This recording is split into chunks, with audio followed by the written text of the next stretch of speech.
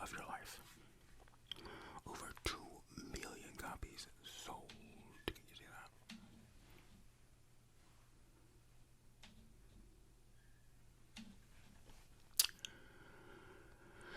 Now, first off, this book does have religious overtones, and I'm just going to say that I'm not religious, but I'm also not atheist, so yeah, so there's no agenda being pulled here. Basically, that's what I'm saying, and just so we don't end up with the ASMR outdoorsman situation. You know what I mean? So let's get started, though. A day in a boundaryless life. The alarm jangled. Bleary-eyed from too little sleep, Sherry shut off the nosy intruder, turned on the bedside lamp, and sat up in bed. Looking blankly at the wall, she tried to get her bearings. Why am I dreading this day? Lord, didn't you promise me a life of joy? Then, as the cobwebs left her mind, Sherry remembered the reason for her dread. The 4 o'clock meeting with Todd's third grade teacher. The phone call returned to her memory. Sherry, this is Gene Russell. I wonder if we can meet about Todd's performance and his behavior. Todd couldn't keep still and listen to his teachers. He didn't even listen to Sherry and Walt. Todd was such a strong-willed child, and she didn't want to quench his spirit. Wasn't that more important? Well, no time to worry about that, Sherry said to herself, raising her 35-year-old body off the bed and padding to the shower. I've got enough troubles to keep me busy all day. Under the shower, Sherry's mind moved out of first gear. She began mentally ticking off the day's schedule. Todd, 9, and Amy, 6, would have been a handful, even if she weren't a working mother. Let's see. Fix breakfast, pack 2 lunches, finish sewing. Amy's costume for the pool, for the school play. That will be a trick. Finishing sewing the costume before the carpool picks her up at 7:45 a.m.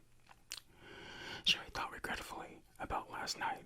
She planned to work on Amy's costume, then using her talents to make a special day for her little girl, but her mother had dropped by over unexpectedly.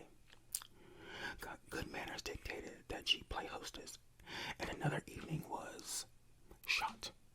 The memories of her attempts to salvage the time weren't pretty.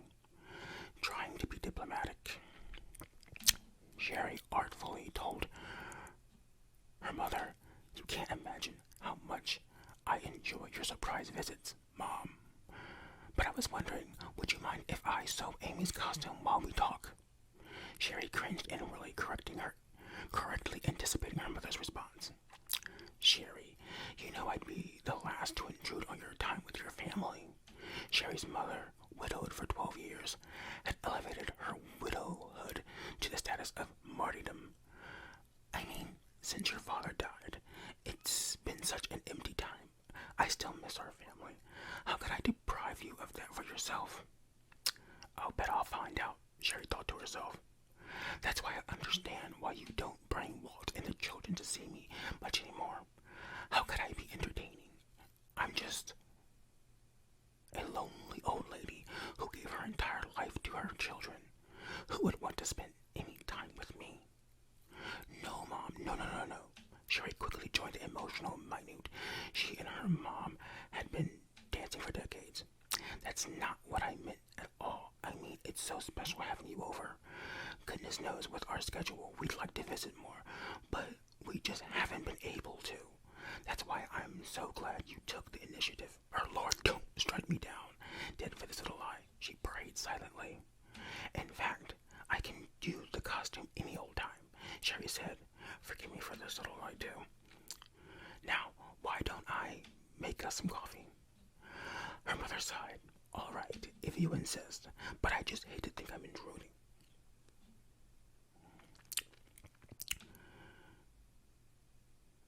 The visit lasted well into the night. By the time her mother left, Sherry felt absolutely crazy. But she justified it to herself. At least I've helped make her lonely day a little brighter. Then a pesky voice piped up. If you helped so much, why was she still talking about her loneliness when she left? Trying to ignore that thought, Sherry went to bed. 6:45 a.m. Sherry returned to the present. No use crying over spilled time, I guess, she mumbled to herself as she struggled to close the zipper of her black linen skirt. Her favorite suit had become, as many others had, too tight. Middle age spread so soon, she thought. This week I really have to go on a diet and start exercising. The next hour was, as usual, a disaster. The kids whined about getting out of bed, and Walt complained, "Can't you get the kids to the table on time?" 7:45 a.m. Miraculously, the kids made it to their rides. Walt left for work in his car, and Sherry went out and locked the front door after her. Taking a deep breath, she prayed silently, "Lord, I'm not looking forward to this day. Give me something to hope for." In her car, on the freeway, she finished applying her makeup. Thank the Lord for traffic jams. 8:45 a.m. Rushing into McAllister Enterprises, where Sherry worked as a fashion consultant, Sherry glanced at her watch. Only a few minutes late. Maybe by now her colleagues understood that being late was a way of life for her.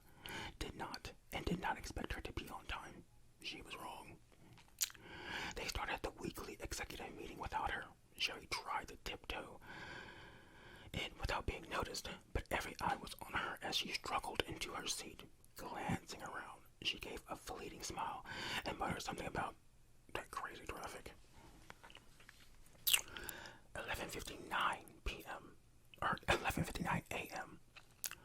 The rest of Sherry's morning proceeded fairly well. A talented fashion designer, Sherry had an unerring eye for attractive clothing and was a valuable asset to McAllister. The only hitch came just before lunch. Her extension rang. "Sherry Phillips." "Sherry, thank goodness you're here. I don't know what I'd have done if you had been at lunch." There was no mistaking this voice. Sherry had known Lois Townsend since grade school. A high-strung woman, Lois was always in crisis. Sherry had always tried to make herself available to Lois, to be there for her. But Lois never asked Sherry how she was doing, and when Sherry mentioned her struggles, Lois either changed the subject or had to leave. Sherry genuinely loved Lois and was concerned about her problems, but Lois seemed more like a client than a friend. Sherry resented the imbalance in their friendship. As always, Sherry felt guilty when she thought about her anger at Lois. As a Christian, she knew the value the Bible placed on loving and helping others. "There I go again," she would say to herself, "thinking of myself before the others. Please, Lord, let me give to Lois freely and not be so self-centered." Sherry asked, "What's the matter, Lois?" "It's horrible, just horrible," Lois said. "Annie was sent home from school today. Tom was denied his promotion, and my car gave out on the freeway. This is what my life's like every day," Sherry thought to herself. Feeling the resentment rising, however, she merely said, "Lois, you poor thing, how are you coping with all of this?" Lois was happy to answer Sherry's question in great detail, so much detail that Sherry missed half her lunch break consoling her friend, while she thought fast food's better than no food. Facts. Sitting at a drive-thru waiting for her chicken burger, Sherry thought about Lois. Of my listening, consoling, and advice had made any difference over the years, maybe it would be worth it. But Lois makes the same mistakes now that she made 20 years ago. Why do I do this to myself? 4 p.m. Sherry's afternoon passed uneventfully. She was on the way out of the office to the teachers' meeting when her boss, Jeff Moreland flagged her down. Glad I caught up with you, Sherry, he said. A successful figure at McAllister Enterprises, Jeff made things happen. Trouble was, Jeff often used other people to make things happen. Sherry could sense the 100th verse of the same old song tuning up again. Listen, I'm in a crunch, he said, handing her a large sheaf of papers. This is the data for the final recommendations for the Kimbrough account. All I need is a little writing and editing, and it's due tomorrow, but I'm sure it'll be no problem for you. He smiled ingratiatingly. Sherry panicked. Jeff's editing needs were legendary. Hefting the papers in her hands, Sherry saw a minimum of 5 hours' work. I had this data into him 3 weeks ago. She thought furiously. Where does this man get off having me save his face for his deadlines? Quickly she composed herself. Sure, Jeff. It's no problem at all. Glad I can help. What time do you need it? 9 o'clock would be fine. And thanks, Sherry. I always think of you first when I'm in a jam. You're so dependable. Jeff strolled away. Dependable, faithful, reliable, Sherry thought.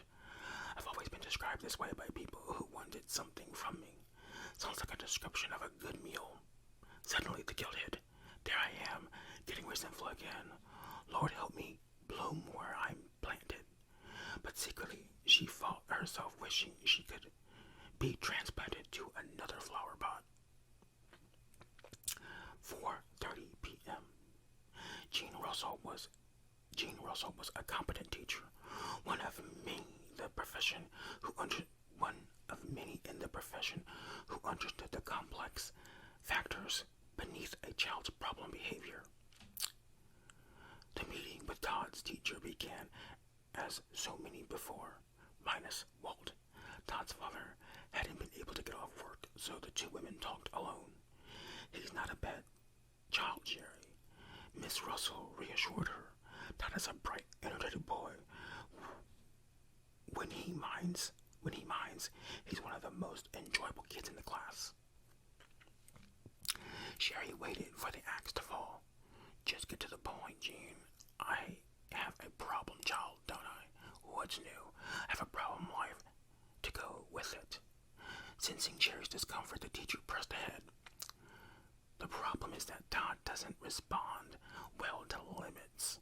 For example, during our task period, when children work on assignments, Todd has great difficulty. He gets up from his desk, pesters other kids, and won't stop talking.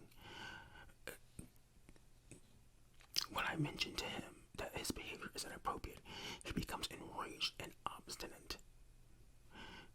Sherry felt defensive about her son. Maybe Todd has attention deficit, or he's hyperactive. Miss Russell shook her head. When Todd's second grade teacher wondered about that last year, psychological testing ruled that out. Todd stays on task very well when he's interested in the subject. I'm no therapist, but it seems to me that he's just not used to responding to rules. Sherry's defensiveness turned from Todd to herself. Are you saying this is some sort of home problem? Miss Russell looked uncomfortable. As I said, I'm not a counselor. I just know that in third grade most children resist rules, but Todd is off the scale. Anytime I tell him to do something he doesn't want to, it's World War III. And since all his intellectual and cognitive testing comes out normal, I was just wondering how things were at home. Sherry no longer tried to hold back the tears. She buried her head in her hands and wept convulsively for a few minutes, feeling overwhelmed with everything. Eventually, her crying subsided. I'm sorry. I guess this just hit on a bad day. Sherry rummaged through her purse for a tissue. No, it's more than that, Jean. I need to be honest with you. Your problems with him are the same as mine and Walt, and I have a real struggle making Todd mind at home. When we're playing or talking, Todd is the most wonderful son I could imagine. But anytime I have to discipline him, the tantrums are more than I can handle. So I guess I don't have any solutions for you. Jean nodded her head slowly. It really helps me, Sharon, to know that Todd's behavior is a problem at home too. At least now we can put our heads together on a solution. Sherry felt strangely grateful for the afternoon rush hour traffic. At least there's 5:15 p.m. Sherry felt strangely grateful for 5:15 p.m. Sherry felt strangely grateful for the afternoon rush hour traffic. At least there's no one tugging on me here, she thought. She used the time to plan around her next crisis. Kids, dinner, Jeff's project, church, and Walt. 6 p.m. For the fourth and last time, dinner's ready. Sherry hated to scream, but what else worked? The kids and Walt always seemed to shuffle in whenever they felt like it. More often than not, dinner was cold by the time everyone was assembled. Sherry had no clue what the problem was. She knew it wasn't the food because she was a good cook. Besides, once they got to the table, everyone inhaled it in seconds. Everyone but Amy. Watching her daughter sit silently, picking distractedly at her food, Sherry again felt uneasy. Amy was such a lovable, sensitive child. Why was she so reserved? Amy had never been outgoing. She preferred to spend her time reading, painting, or just sitting in her bedroom, thinking about stuff. Honey, what kind of stuff? Sherry would probe. Just stuff, would be the usual reply. Sherry felt shut out of her daughter's life. She dreamed of mother-daughter talks, conversation for just the girls, shopping trips, but Amy had a secret place deep inside where no one was ever invited. This unreachable part of her daughter's heart Sherry ached to touch.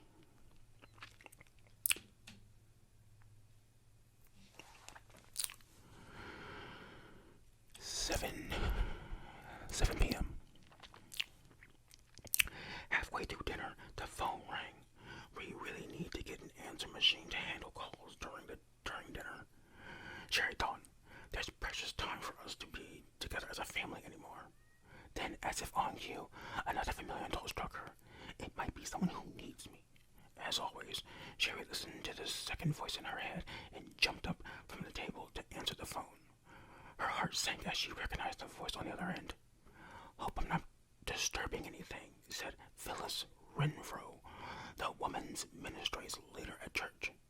Certainly you aren't disturbing anything, Sherry lied again. Sherry, I'm in deep water, Phyllis said. Margie was going to our activities coordinator at the retreat, and now she's canceled. Something about priorities at home. Anyway, you can pitch in. The retreat. Sherry had almost forgotten that the annual gathering of church women was this weekend. She had actually been looking forward to leaving the kids and Walt behind and strolling around the beautiful mountainous area for 2 days, just herself and the Lord. In fact, the possibility of solitude felt better to her than the planned group activities. Taking on Margie's activities coordinator position would mean giving up her precious alone time. No, it wouldn't work. Sherry would just have to say. Automatically, the second thought pattern intervened. What a privilege to serve God and these women, Sherry. By giving up a little portion of your life, by letting go of your selfishness, you can make a big difference in someone's lives. Think it over. Sherry didn't have to think it over. She learned to respond unquestionably to this familiar voice, just as she responded to her mother's and Phyllis's, and maybe God's too. Whoever it belonged to, it was just too strong to be ignored. Habit went out. I'll be happy to help, Sherry. Sherry told Phyllis, just send me whatever Marty's done, and I'll get working on it. Phyllis sighed, audibly relieved. Sherry, I know it's a sacrifice. Myself, I have to do it several times every day. But that's the abundant Christian life, isn't it?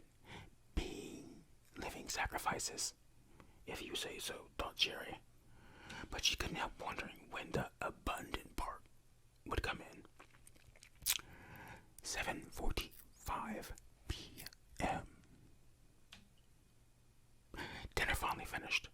Sherry watched Walt position himself in front of the TV for the football game. Todd reached for the phone, asking if his friends could come over and play. Amy slipped unobserved to her room. The dishes stayed on the table.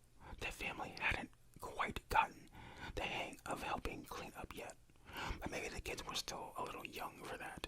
Sherry started clearing the dishes from the table. 11 p.m.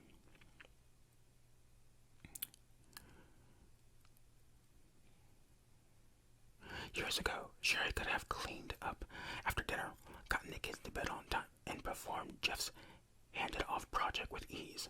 A cup of coffee after dinner and an adrenaline rush that accompanied crisis deadlines galvanized Sherry into superhuman feats of productivity.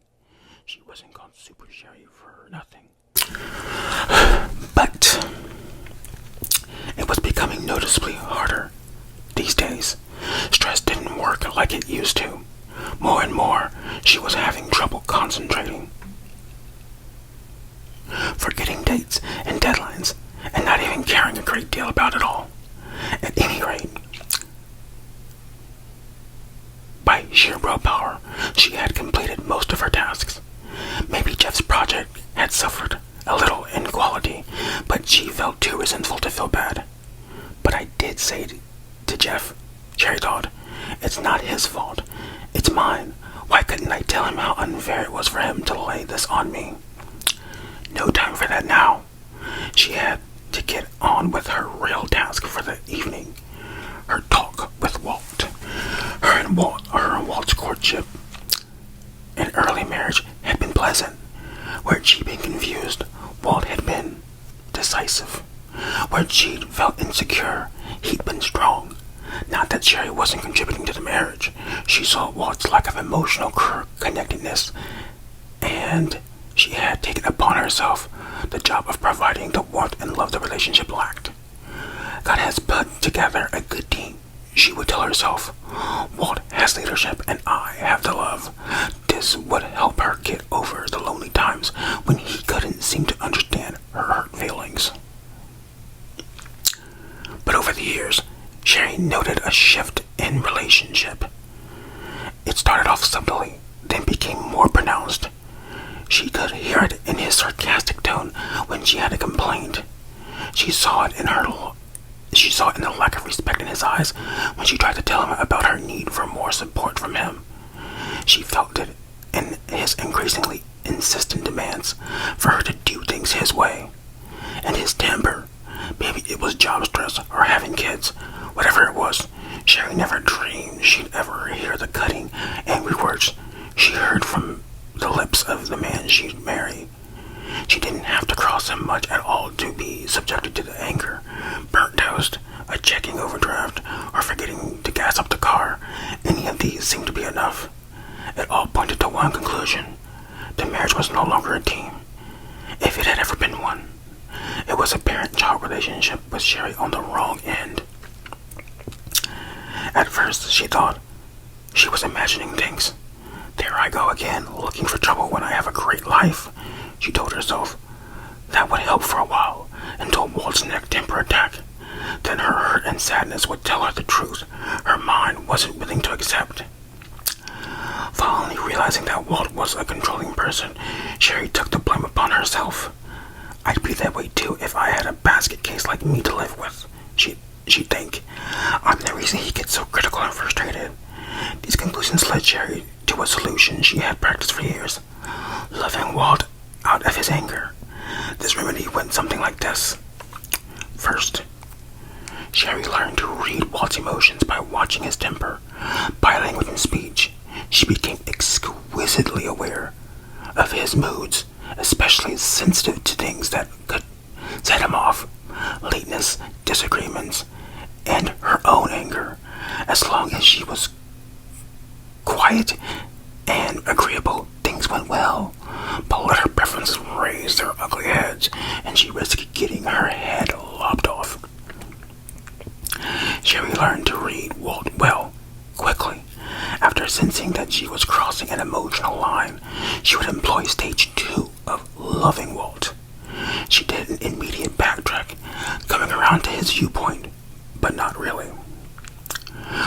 Quietly holding her tongue, or even outrightly apologizing for being hard to live with, all helped.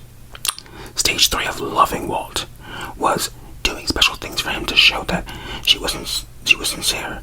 This might mean dressing more attractively at home, or making his favorite meal several times a week. Didn't the Bible talk about being this kind of wife?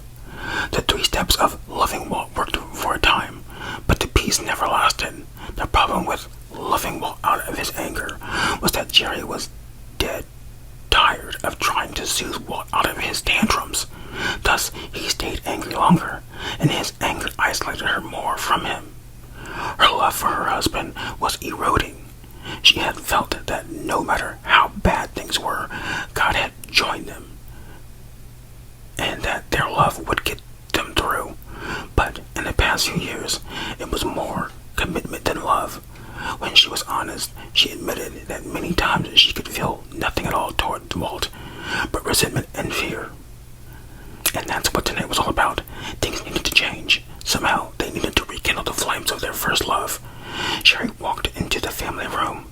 The late-night comedian on the television screen had just finished his monologue. "Honey, can we talk?" she asked tentatively. There was no answer. Moving closer, she saw why. Walt had fallen asleep on the couch. Thinking about waking Walt up, she remembered his stinking words the last time she'd been so insensitive. She turned off the television and lights and walked to the empty bedroom. 11:50 p.m. Lying in bed, Sherry couldn't tell which was greater, her loneliness or her exhaustion, deciding it was the first. She picked up her Bible from the bedside table and opened it to the New Testament. "Give me something to hope for, Lord, please," she prayed. Suddenly, her eyes fell to the words of Christ in Matthew 5:3. Blessed are the poor in spirit, for theirs is the kingdom of heaven. Blessed are those who mourn, for they will be converted. Blessed are the meek, they will inherit the earth. "But, Lord, I already feel like that," Sherry protested. "I feel poor in spirit. I mourn over my life, my marriage, my children. I try to be gentle, but I just feel run over all the time. Where is your promise? Where is your hope? Where are you?" Sherry waited in the darkened room for an answer. None came. Only sound was the quiet pit-pat of tears running off her cheeks and onto the pages of her Bible. And there you have a part of that.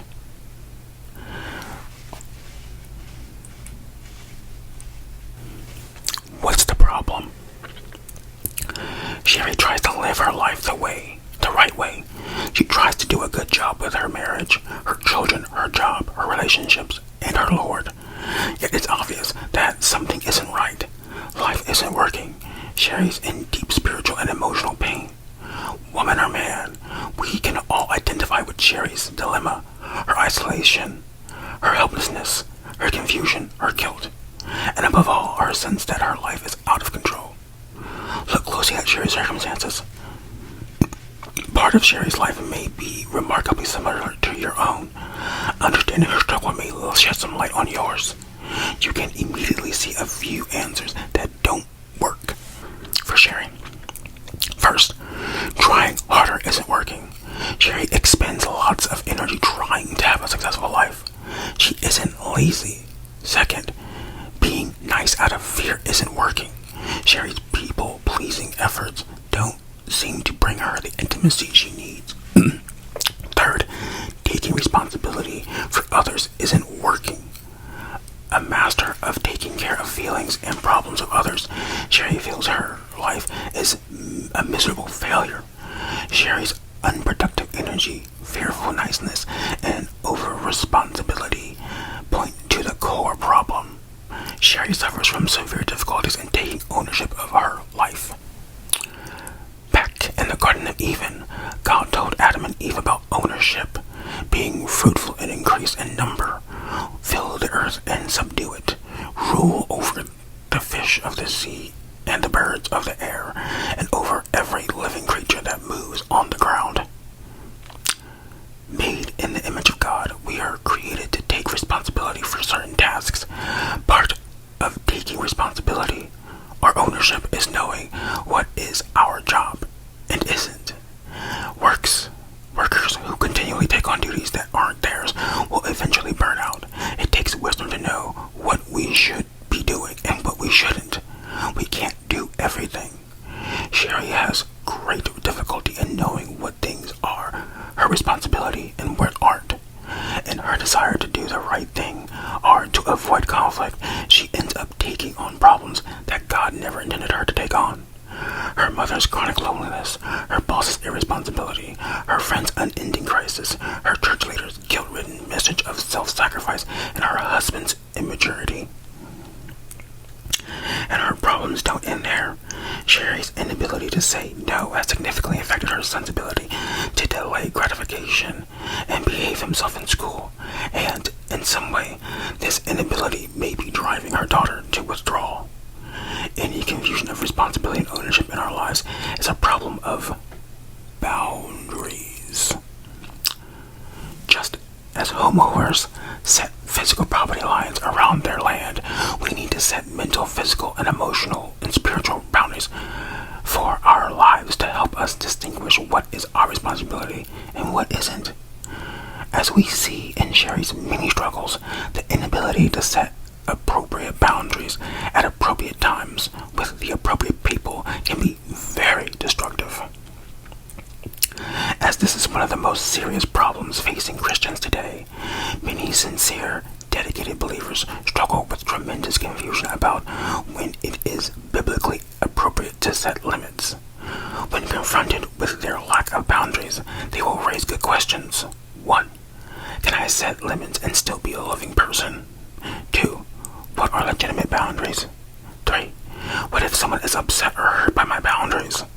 4. How do I understand someone who wants my time, love, energy, or money? 5. How do I feel guilty? Or why do I feel guilty or afraid when I consider setting boundaries? 6. How do boundaries relate to submission? 7. Aren't boundaries selfish?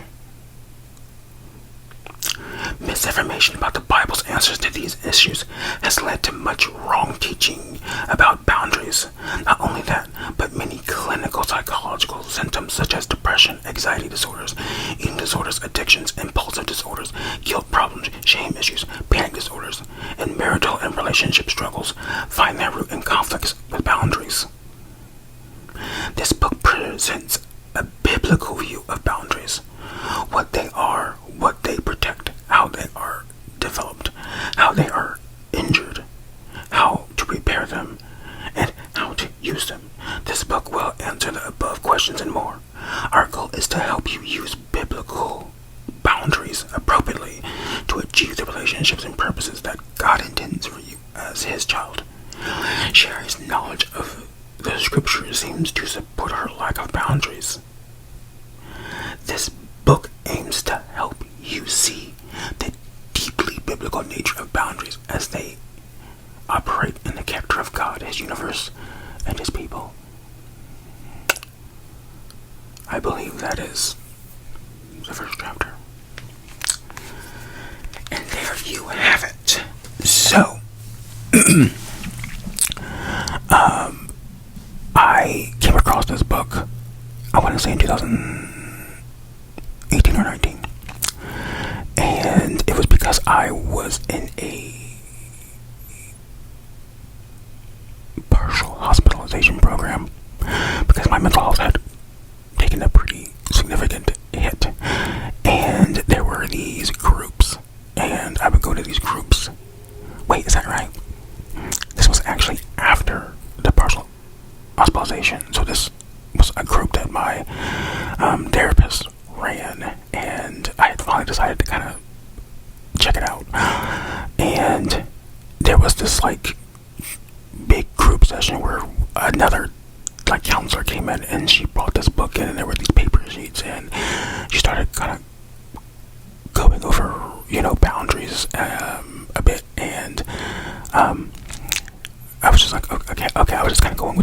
and so then wish you would kind of have different people read the book, but it, like from the beginning. So I never finished the book. I never continued group long enough to finish it. I think I only got a few chapters in. I don't even remember pretty much any of it at this point.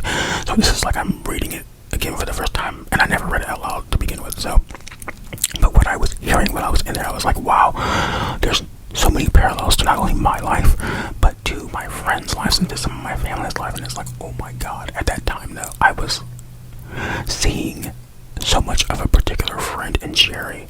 And to this day, that friend and Jerry are, from what I'm reading, perfectly aligned. And I, like, as soon as I was like, it was all setting in, I started recommending this book to my friend. That was like 4 years ago. She won't read it. I don't know. And I've told her, like, the problems you're dealing with are like boundaries. You know what I mean? Like, setting boundaries will help you. Yeah, this book, read this book, because this is you. Like, this is, and it's so relatable for her because she actually is a religious person. This will align with her greatly.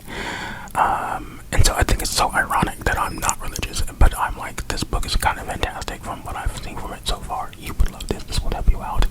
Read this. And she just won't. And there's already parts in this where I'm kind of like, you know, like when they were talking about the friend who just won't take the help. You know, where she thought, well, if I've been helping you all these years, why has nothing changed? You know what I mean? And that's how I felt, which is why I've kind of detached from this friend a bit more recently. But that's the book, you know what I mean? So throughout the year, we will go through this book. Maybe I'll try reading it. Well, I don't know. I won't put a schedule on how often I read it, but we will get through that book this year. And I don't think it's very long though, so it shouldn't take that long. If I do it at least once every couple of weeks, we'll get through it pretty fast.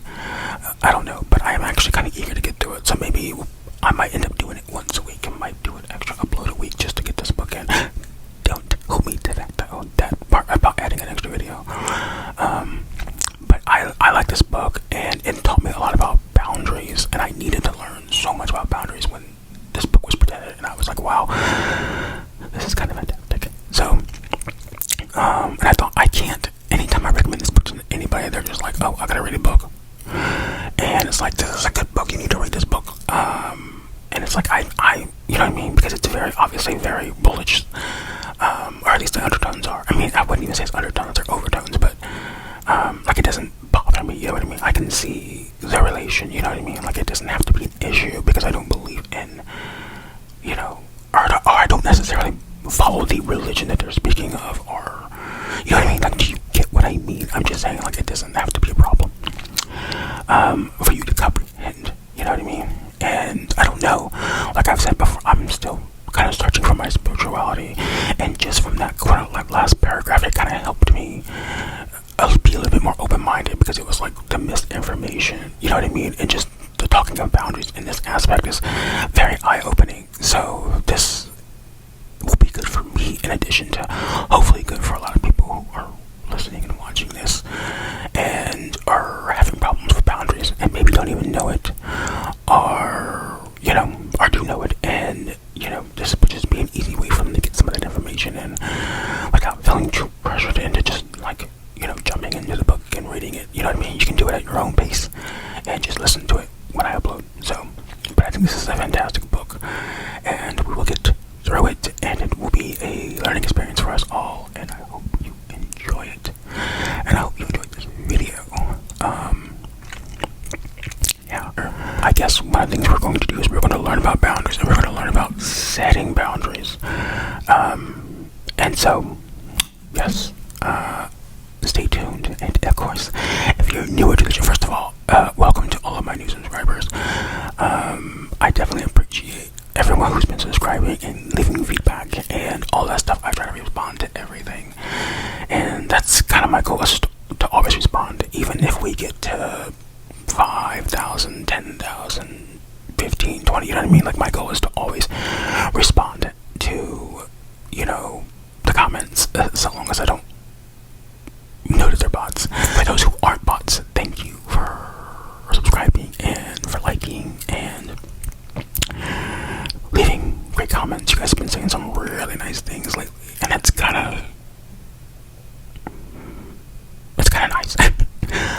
it's kind of having an effect on my overall self-esteem, I guess. Yeah, thank you to everybody who's joined and are joining. And of course, if you're newer or if you're just watching, I think this might be the only time I've ever asked, but if you would like to subscribe, go ahead. I have it. So, thank you, and thank you for your share, and of course, thank you for the comments. And as always, you would always leave your feedback in the comments about if you want to see a certain kind of video or trigger, and I will try to get around to it.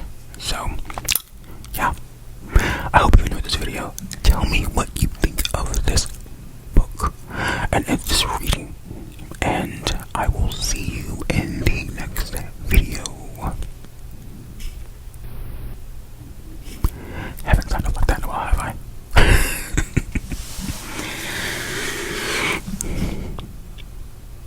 I?